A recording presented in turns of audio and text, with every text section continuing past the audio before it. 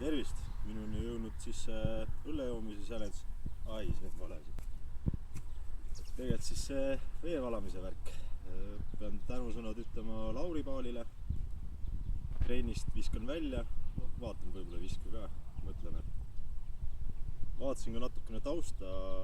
Eilse seisuga oli Eesti Lihase Seltsi liidule annetatud ligi 70 000 eurot, mis on väga hea, seega ma arvan, et see ettevõtmine on täitsa aus ja äge.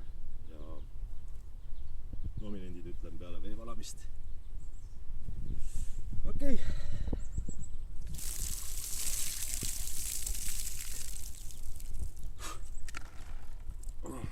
Nii, järgmised nominendid on Andres Meos, et edenda seal maaelu, kuluta raha, siis ma arvan, et juba aimab mul üks lemmik, mehaanik Karel Kruuser ja Janek Pernik, mis seal ikka.